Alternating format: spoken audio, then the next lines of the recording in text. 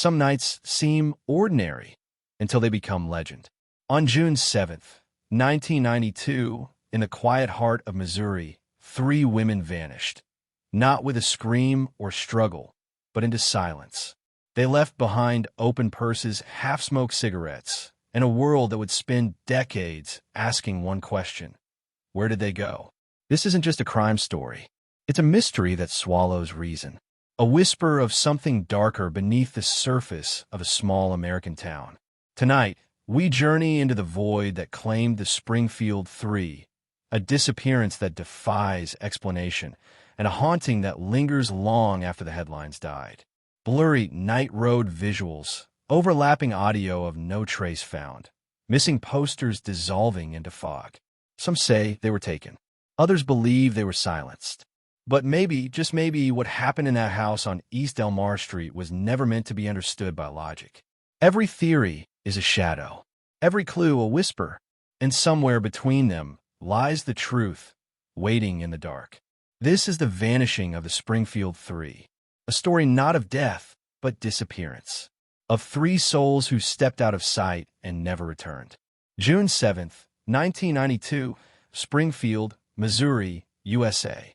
A quiet American town resting under the stillness of a summer night.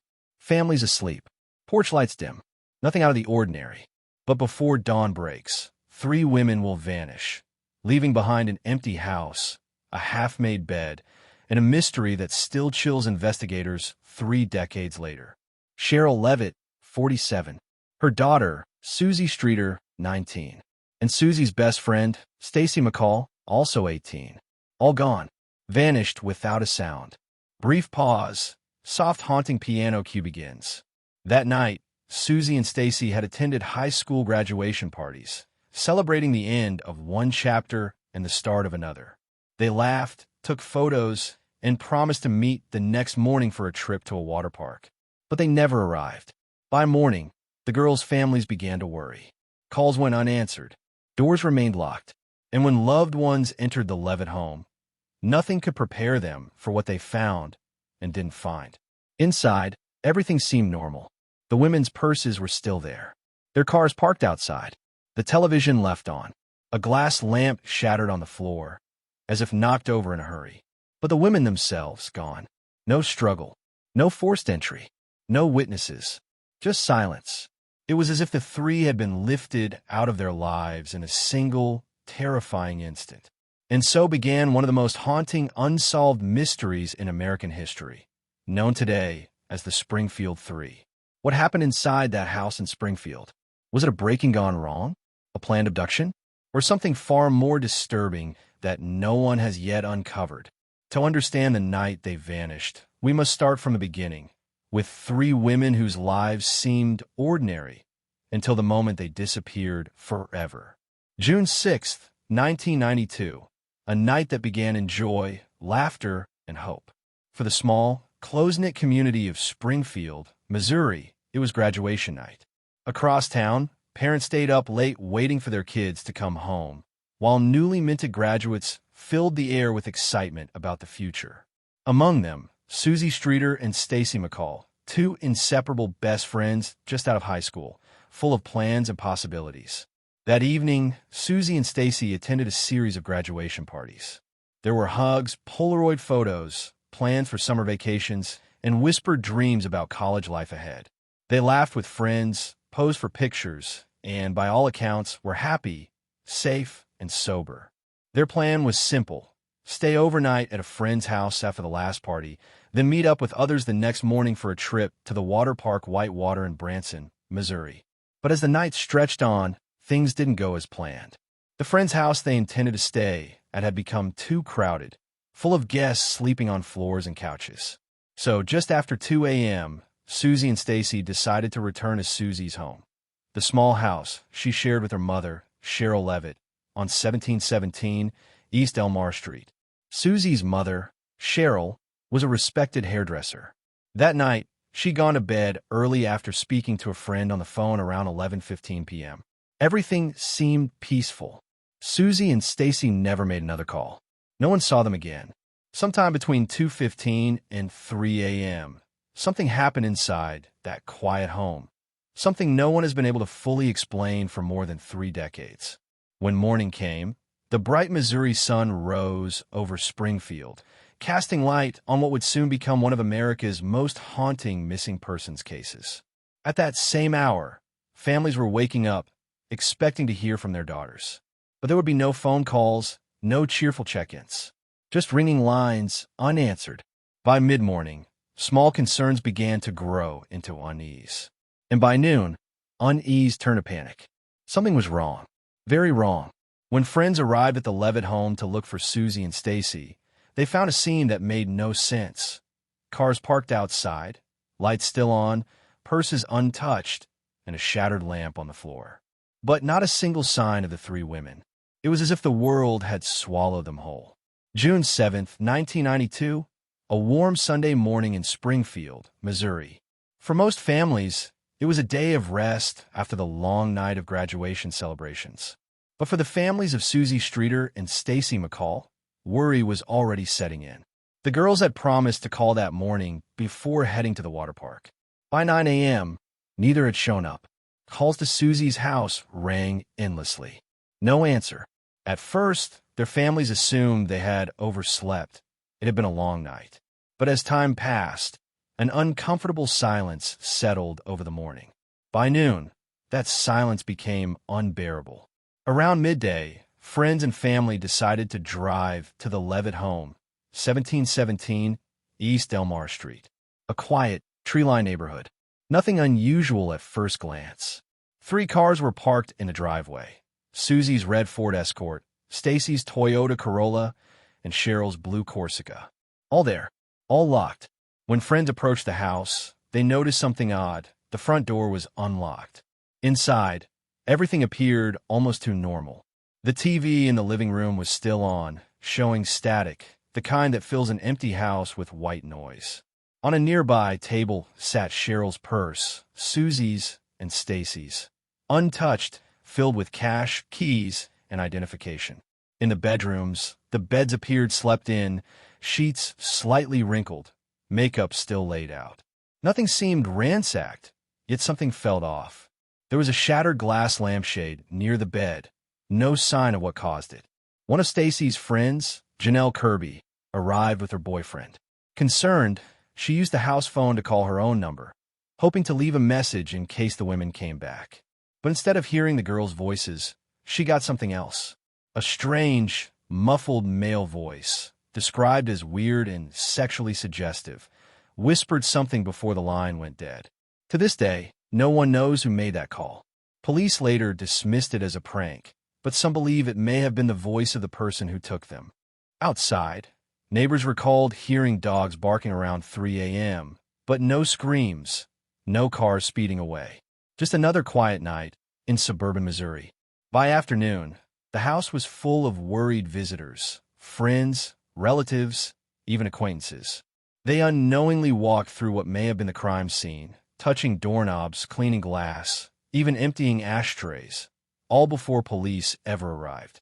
Unknowingly, the most crucial hours of this case were already gone.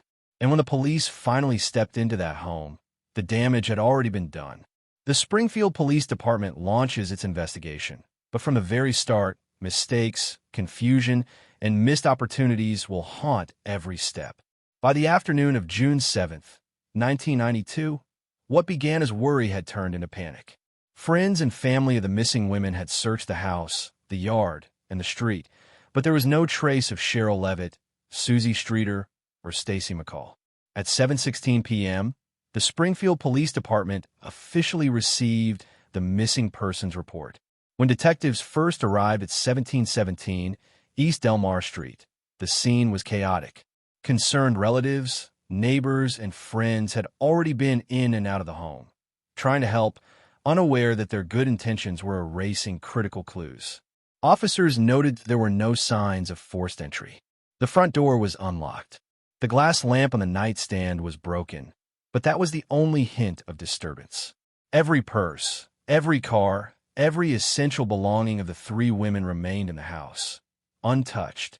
Police photographed the scene, collected minimal evidence, and dusted for prints. But even in those first few hours, mistakes were made. The crime scene wasn't sealed. Evidence wasn't cataloged correctly. Officers later admitted that dozens of fingerprints collected that day were contaminated or never properly logged. At first, authorities treated it as a case of missing persons, assuming the women had gone on a trip or decided to leave voluntarily. But family members insisted otherwise. They knew something was wrong. Cheryl, a dedicated hairdresser, had appointments booked for Sunday morning. She was punctual. She would never miss work without calling. Susie and Stacy were responsible young women, deeply close to their families. There were no signs of rebellion, no secret plans, no indication they would run away. Detectives began interviewing neighbors. One resident mentioned hearing a loud noise around 3:30 a.m., like a car door slamming. Another saw a strange green van parked near the Levitt home late that night, a van that would soon become central to one of the most perplexing clues in the entire case. As investigators fanned out, they began searching nearby fields, wooded areas, and roadsides. Helicopters circled overhead, and the local media began reporting the triple disappearance. Springfield, Missouri, a peaceful Middle American town, was suddenly gripped by fear. What had happened inside that home between 2 a.m. and dawn? Was it someone they knew, or a stranger who struck by chance? Detectives were running out of time, and they didn't even know it. As the days turned into weeks, investigators began to chase leads, some solid, others bizarre. From mysterious phone calls to that ominous green van, the case begins to take unexpected turns. In the first 48 hours after the disappearance, Springfield police scrambled to find any thread that might explain what had happened to Cheryl Levitt, Susie Streeter, and Stacy McCall. But instead of answers, every discovery only deepened the confusion. Inside the house, investigators collected a few small items of interest: that broken glass lamp, a bent window screen, and fingerprints that didn't seem to match anyone in the household. But none of it pointed to a suspect. There was no blood, no signs of struggle, and no indication the women had left willingly. The most compelling lead came from a witness, a woman who lived nearby and reported seeing a strange green Dodge van parked on the street near the Levitt home in the early hours of June 7th. She said the van had been there around 2:30 or 3 a.m., and that a young woman, resembling Susie, was seen standing near it, looking distressed. Police immediately issued a public alert for information about the van. But despite hundreds of tips, the mysterious vehicle was never located. As detectives dug deeper, new details emerged. One neighbor recalled hearing a woman scream around 3 a.m., followed by the sound of tires squealing. Others reported seeing unfamiliar men at the graduation parties the girls attended that night. Still, no single clue fit neatly into the timeline. The phone call left on Janelle Kirby's answering machine, that strange male voice, haunted everyone who heard it. Investigators tried to trace it, but failed. Phone technology in 1992 offered little help. To this day, the content of that message remains disputed. Some say it was a prank. Others believe it was the killer's taunt. Meanwhile, the Levitt home became a revolving door of police, press, and the public. Hundreds of fingerprints and samples were collected, yet many were later ruled contaminated. Potential evidence, including vacuum cleaner contents and cigarette butts, were logged but never tested due to limited technology at the time. Even more confusing were the personal items left behind. Susie's jewelry still sat on her dresser. Stacy's clothes for the next day were neatly folded. Cheryl's cigarettes and lighter, items she always carried, remained untouched. It was as though they had simply stepped out for a moment and vanished into thin air. Rumors began spreading fast. Some speculated the women were abducted by someone they knew, perhaps coerced into leaving the house quietly. Others believed it was a random home invasion gone wrong. But with no ransom, no calls, and no evidence, every theory seemed to collapse on itself. Days turned into weeks, and hope began to fade. The local community was terrified. Parents locked their doors. Teenagers avoided going out at night. And police, though determined, were quickly running out of leads. Springfield had never seen anything like it before. 3 women, One house, no witnesses, no trace. Whatever happened that night, it was done with precision and silence. By late June 1992, 2 weeks after the Springfield Three disappeared, investigators had followed more than 1,000 tips. None brought them closer to finding Cheryl, Susie, or Stacy. And so began the second phase of the investigation: theories, suspects, and a desperate search for answers. At first, detectives focused on people who had crossed paths with the women in the weeks before they vanished. One early lead was a man named Dustin Richtenwald, Susie's ex-boyfriend, and his friend Michael Clay. The two had recently been charged with breaking into a local mausoleum, stealing skulls and bones for what they claimed was a prank. Susie had testified against them in court, and some speculated revenge might have been a motive. But both men were questioned and passed polygraph tests. Police eventually cleared them of involvement. Still, the link between Susie's testimony and her sudden disappearance left a shadow over the case. Next, attention turned to the mysterious green van seen near the Levitt home that night. Multiple witnesses described it as an older model Dodge or Chevy. One said she saw a man with dark, bushy hair talking to a young woman who looked distressed. Police set up roadblocks and released sketches, but the van and its driver were never found. Then came the jailhouse confession. In 1993, a convicted criminal named Robert Craig Cox, already imprisoned in Texas for kidnapping and robbery, claimed he knew what had happened to the Springfield Three. Cox had once lived in Springfield and even worked at a local car dealership at the time of the disappearance. When questioned, he told reporters, "They're dead, and they'll never be found." Investigators took his claims seriously. Cox had a violent past and had once been a suspect in a 1974 murder of a Florida woman. But when pressed for details, he refused to say more, claiming it was not the right time. To this day, Cox remains in prison, and the veracity of his statement has never been proven. Yet, many believe he knows exactly what happened. Beyond Cox, dozens of other theories emerged. A serial abductor passing through Missouri, a local cover-up, or even connections to human trafficking routes operating along nearby Interstate 44. Each theory offered fragments of possibility, but never proof. Some locals began whispering darker suspicions that the three women had been buried under new construction sites around Springfield. One rumor pointed to a parking garage at a local hospital. Years later, private investigators used ground-penetrating radar and found anomalies beneath the concrete, but no excavation was ever approved. Others believe the women might have been taken far from Missouri, victims of organized crime, or transported across state lines. The lack of a crime scene made every possibility equally plausible. By the end of 1993, the case had consumed the Springfield Police Department. Detectives rotated in and out, working endless hours, yet the mystery remained sealed tight. No bodies, no confessions, no closure. And as the years passed, the line between evidence and speculation grew thinner. Theories kept the case alive, but they also buried the truth beneath a mountain of confusion. Three women, gone without a trace, and dozens of suspects who all led nowhere. Among the many leads, one clue refused to die: that mysterious green van and the shadowy figure seen behind its wheel.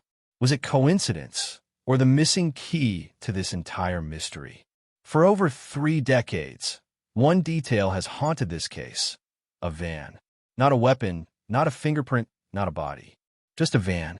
A mysterious mossy green Dodge or Chevy, old, box-shaped, and out of place on the quiet streets of Springfield, Missouri. Multiple witnesses came forward saying they saw the van near 1717 East Delmar Street in the early hours of June 7th, 1992, the same window of time when Cheryl, Susie, and Stacy vanished. One woman, who lived just blocks away, described seeing a man standing beside the van, talking to a young blonde woman who looked uneasy. When the headlights of her car hit them, the man turned his face away, as if hiding. She didn't think much of it until the news broke the next morning. When she saw Susie's photo on television, she froze. It was the same girl, she said, the one she'd seen by the van. The van was described as an early 1980s model, faded green paint, possibly with rust along the side panels. Police issued a regional alert. Roadblocks were set up. Drivers were questioned. Dozens of green vans across Missouri were inspected, photographed, and cleared. But the right one, if it existed, was never found. Rumors spread quickly. Some believed the van belonged to a local handyman who had been seen doing repair work near the Levitt home. Others suspected a traveling construction worker or a man known to cruise late-night neighborhoods in a similar vehicle. Every lead fell apart. The plates never matched, and witnesses contradicted one another. The green van theory, as it became known, grew into an obsession for both investigators and the public. Over the years, countless tips about green vans poured in from across the country, Texas, Oklahoma, even as far as Florida. Each time, detectives followed up, and each time, they found nothing. One retired officer later admitted, "We chased that van for years. It became a ghost, something we could never catch." In the 2000s, true crime enthusiasts and amateur sleuths revisited the case, analyzing police reports, sketching maps, and comparing eyewitness accounts.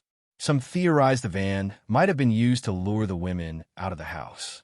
Others believed it was used to transport them, and that their abduction was quiet, quick, and carefully planned. The van became a symbol of the entire mystery, visible, yet untouchable, simple, yet full of meaning. To this day, some say if the van were ever found, the entire case could be solved. But 30 years later, that shadow still rolls silently through the streets of memory, an echo of a clue that led nowhere. As the years dragged on, evidence decayed, witnesses faded, and the trail went cold. But rumors of mistakes, missed evidence, and hidden truths began to surface from inside the investigation itself. When police first entered 1717 East Delmar Street, they didn't see the house as a crime scene. At least, not yet. There were no broken doors, no smashed windows, and no signs of struggle. It looked almost too normal. Friends and family had already been in and out that morning, worried and searching. They tidied up the kitchen, checked the bedrooms, even swept glass off the porch. By the time investigators arrived, crucial evidence, fingerprints, footprints, and fibers, had already been disturbed or destroyed. The front door was unlocked. Susie's bed was neatly made. Cheryl's reading glasses sat beside an open book on the nightstand. In the bathroom, makeup and hair dryers were still plugged in, as if they'd been interrupted mid-morning routine. Even more puzzling, all three women's cars were parked outside. Their purses were lined up together, untouched. Cash, credit cards, and keys still inside. It was as if they had all been called away suddenly and expected to come back. Police soon realized they might be dealing with a kidnapping, but by then, the house was already contaminated. Up to 18 people had entered the property before it was secured, leaving behind dozens of unknown fingerprints and footprints that couldn't be traced. Reporters, neighbors, even friends who meant well, all left traces that blurred the original scene. Forensic teams tried to recover what they could: partial prints, hair strands, a few cigarette butts. But none could be tied definitively to a suspect. The lamp that had been broken near the front window, a potential sign of a struggle, was swept up before photos were taken. And then there was the phone call. Early that morning, a friend checking in on Cheryl's house heard an odd message left on the answering machine. A man's voice making a crude remark, followed by what sounded like a muffled cry. The friend accidentally erased it while trying to replay the message. That call was never recovered. As the days went on, the once tidy house became the epicenter of chaos. Police, press, and psychics all trampled through the rooms. The more people entered, the less the scene could tell. By the end of that first week, investigators admitted privately that the chance to collect clean evidence was gone. It was a devastating mistake, one that would haunt detectives for decades. Every time new technology emerged, from DNA analysis to digital forensics, they had nothing usable to test. In the words of one investigator, "We didn't lose the women that night, we lost the trail." The home at 1717 East Delmar would remain empty for months, frozen in time, a silent monument to the investigation that began too late. With the trail going cold, police turn to psychics, prisoners, and whispers of buried evidence. A theory emerges that the women's remains may lie beneath concrete, hidden in plain sight. By the mid-1990s, the case of the Springfield Three had gone cold. There were no arrests, no suspects, and no clear direction. But there was one rumor, persistent, eerie, and impossible to ignore. It began with whispers about a local construction site, a brand new parking garage being built at Cox South Hospital in Springfield, Missouri.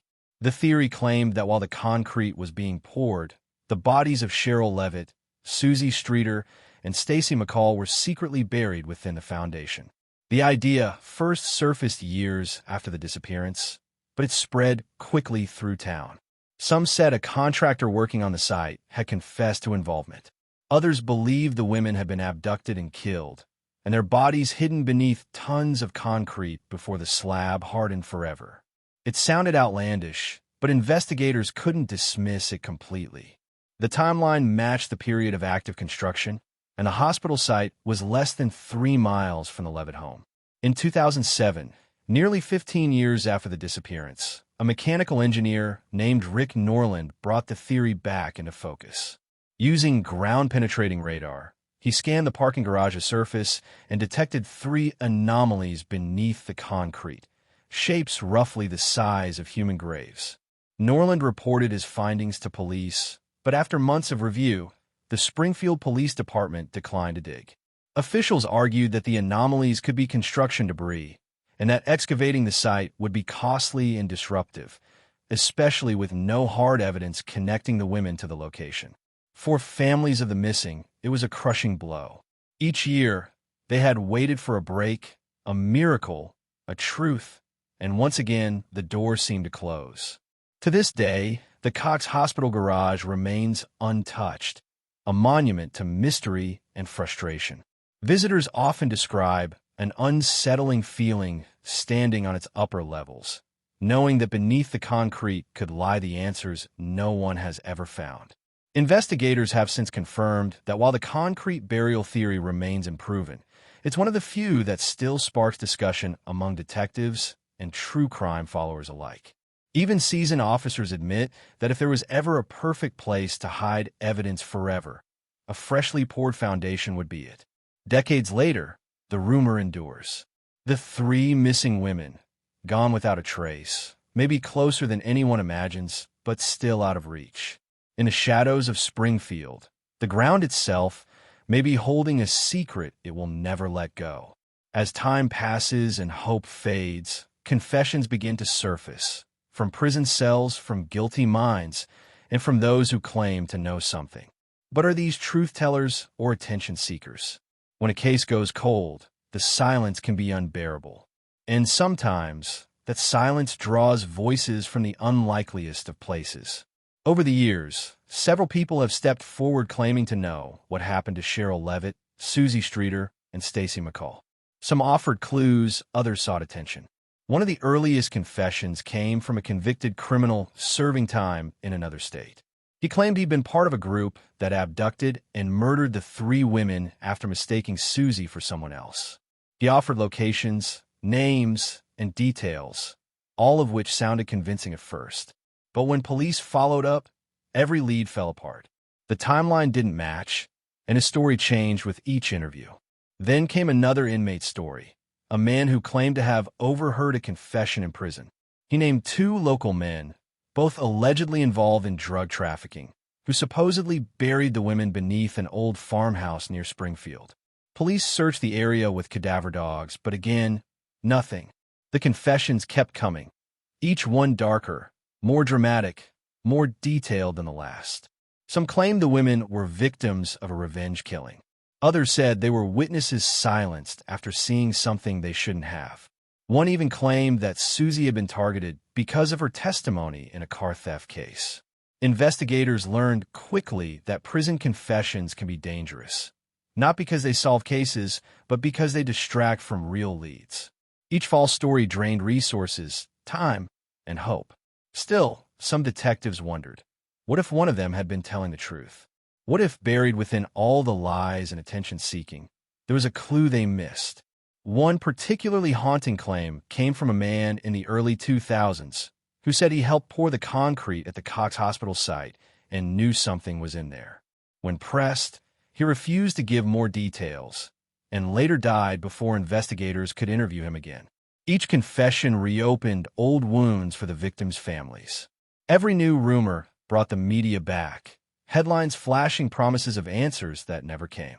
Cheryl's friends and family held on to fading hope, while Stacy's parents endured years of emotional whiplash, caught between belief and heartbreak. By the 2010s, police had cataloged dozens of so-called confessions. None could be verified. No physical evidence ever surfaced. The truth, it seemed, remained just out of reach, trapped between myth and memory. Today, investigators remain open to credible information, but the flood of false confessions has made it nearly impossible to separate fact from fiction. What's real? What's rumor? What's guilt-driven fantasy? Some say the killer may have confessed a dozen times and still gone unheard. And somewhere out there, perhaps the one person who truly knows what happened has never said a word. Decades later, the families and the community still refuse to give up. They turn to modern technology, DNA testing, and digital sleuths to chase what's left of the truth. Could the next breakthrough finally expose what really happened? For years, the Springfield Three case sat on dusty shelves, another unsolved mystery from a world before smartphones, social media, and DNA databases. But as the years passed, technology evolved, and with it came a new wave of hope. By the early 2000s, investigators began revisiting the original case files, looking for anything that could be re-examined. Old evidence, once too degraded or small to test, was sent to advanced crime labs for modern DNA analysis. Even a single hair, a trace of skin, or a touch of saliva could now reveal what 1992 science never could. But there was a problem. Much of the evidence from 1717 East Del Mar had been mishandled or contaminated. Samples were incomplete, and in some cases, lost altogether. The frustration among detectives was palpable. They finally had the technology, but not the data. Still, hope wasn't dead. Around this time, a new generation of investigators began to rise, not inside police departments, but online. True crime forums, Reddit communities, and YouTube creators began piecing together timelines, maps, and witness reports. People who had never set foot in Springfield were suddenly analyzing satellite images, comparing photos, and questioning official reports. For the first time, the Springfield Three had gone global. Armchair detectives started uncovering forgotten clues, police sketches that had never been released, inconsistencies in interviews, and old newspaper details long buried in archives. They connected with former officers, family members, and local journalists, creating a network that rivaled official investigations. The internet didn't just reopen the case, it gave a heartbeat again. Then, in the 2010s, genealogy testing revolutionized forensics. Cases thought unsolvable for decades were cracked by matching DNA from crime scenes to relatives in public databases. Every cold case solved elsewhere, from the Golden State Killer to forgotten disappearances, sparked a new question in Springfield. Could this be the key to finding Susie, Stacy, and Cheryl? Investigators quietly re-examined every sample they had left, sending it to modern labs. While results have never been made public, rumors persist that trace DNA, possibly from an unknown male, was recovered from one of the women's belongings. If that's true, it could be the final thread waiting for a match. Even after 3 decades, the case still has active detectives assigned to it. They monitor online tips, recheck reports, and work with the FBI to preserve every scrap of potential evidence.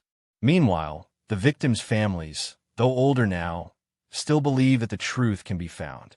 One of Stacy's relatives once said, "If we can find people missing for 50 years through DNA, why not them?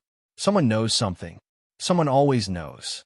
And maybe in the quiet corners of the digital world, the clue that solves this mystery is already waiting, hidden among the noise, just waiting for the right eyes to see it. Decades of theories, suspects, and dead ends have all led to one haunting truth. no one is truly gone until we stop looking. The Springfield Three remain a symbol of hope, loss, and the dark corners of human mystery. Echoes of the missing. It has been more than 3 decades since June 7th, 1992, the night 3 lives vanished from a quiet home on East Elmar Street in Springfield, Missouri. No arrests, no remains, no clear answers. For years, this case has lingered like a ghost, haunting the hearts of everyone who remembers those women. Cheryl Levitt, a devoted mother and hard-working stylist. Susie Streeter, vibrant, bold, and full of energy. Stacy McCall, a bright-eyed graduate with a lifetime ahead of her. 3 women, 3 stories, all connected by one night that still echoes through time. In the quiet corners of Springfield, the house they disappeared from still stands. People drive by it, slowly, respectfully, as if expecting to see something move behind the curtains. For those who live through it, that home is not just a building. It's a scar. Over the decades, countless theories have come and gone. The green van, the buried garage, the confessions, the psychics. Yet the truth remains hidden, just beyond reach. Investigators still revisit the files every few years, and each new generation of detectives adds fresh eyes and new hope. And online, the search never stopped. Across YouTube, Reddit, and podcasts, people continue to tell their story. Not to exploit it, but to keep it alive. Because the moment we stop talking about them, that's when they truly disappear. Some mysteries are not meant to end in resolution, but in remembrance. The Springfield Three remind us that behind every headline are lives, real, human, full of love, laughter, and dreams that were never meant to be cut short. Maybe one day, technology will reveal what happened. Maybe someone's conscience will break and they'll speak. Or maybe the women themselves will finally be found, giving their families the peace they've been denied for far too long. Until then, all that remains is their memory, and our responsibility to keep asking, keep searching, and never let their story fade. Because somewhere in Springfield, Missouri, the echoes of that night are still calling for justice. If this story moved you, help us keep their memory alive. Please like this video, share with others, and subscribe to the channel, because every view, every comment, and every share helps push the story forward. We post new mysteries and true crime documentaries daily, stories that deserve to be heard, and voices that must not be forgotten. 30 years later, every theory has been examined, but few truly make sense. Let's revisit them one by one. A random predator struck in the early hours, lured the women out, and took them quietly. Supporters point to the lack of struggle and the van sighting. Critics ask, how could one person control 3 adults without noise or witnesses? Some investigators believed Susie was the true target, tied to a car theft ring she had testified against. Was revenge the motive? Did she recognize her abductors and quietly obey out of fear for her mother and friend? The drug connection theory. Rumors of a local drug operation swirl through old police notes. Certain names appear repeatedly: low-level dealers, construction workers, and known felons. Yet, none were ever charged. The serial link. Could a Springfield Three be part of a wider pattern? Between 1990 and 1993, multiple women vanished across the Midwest under eerily similar conditions. FBI analysts found commonalities, but no DNA or vehicle ties. The police cover-up theory. Some locals whisper that key evidence vanished from the department's own storage. Files misplaced, photos missing, leads ignored. No proof, but enough doubt to fuel decades of mistrust. Each theory carries fragments of truth, but none complete the puzzle. Perhaps the real story is a blend of all of them. A chance encounter, a familiar face, and a night that spiraled into silence. As the search for logic fails, emotion takes over.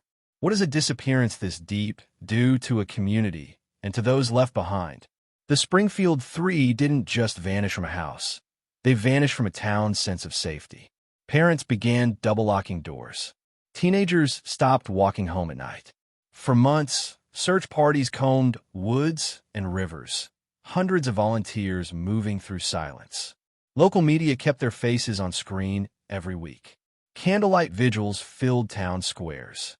People who had never met the women wept openly, because it could have been anyone. Cheryl's co-workers at the salon left her station untouched for years. Susie's high school friends held a reunion and left an empty chair for her. Stacy's bedroom remained frozen in time.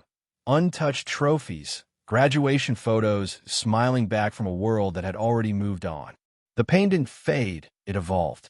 For the families, grief became ritual. Every birthday, every June 7th, they returned to the same hope. Maybe this year. Psychologists later described Springfield as suffering from collective trauma. It wasn't just 3 victims. It was a whole city caught between fear and faith. Yet through that darkness came unity. Neighborhood watches formed, DNA registries expanded, and Missouri strengthened missing person protocols that would save lives in future decades. 3 decades on, their legacy lives not only in memory, but in change. Their story shaped the way America searches for the missing. Every generation inherits mysteries that define them. For Springfield, it's the story of Cheryl, Susie, and Stacy, the Springfield Three. Because of their case, regional police units now share databases instantly. Cold case funds exist where there were none before. And online investigators, from YouTube to digital archives, have turned passive curiosity into active justice. Their disappearance became a lesson in evidence preservation, media power, and the resilience of ordinary people facing the unimaginable.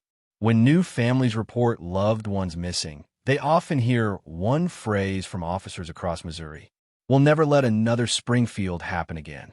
That is their legacy, not just mystery, but change. Somewhere, someone knows the truth. Maybe it's buried deep in memory, or hidden in an old file waiting for new eyes. And maybe, one day, when the right person finally speaks, the echoes of the missing will turn into the voices of the found. Until that day, we remember them. Cheryl Levitt, Susie Streeter, Stacy McCall. If this story touched you, please help us keep their memory alive. Like, comment, and share this video so their names stay in the light. Subscribe to #DarkTruth25 for daily deep dives into true crime some nights seem ordinary until they become legend. On June 7th, 1992, in the quiet heart of Missouri, 3 women vanished. Not with a scream or struggle, but into silence.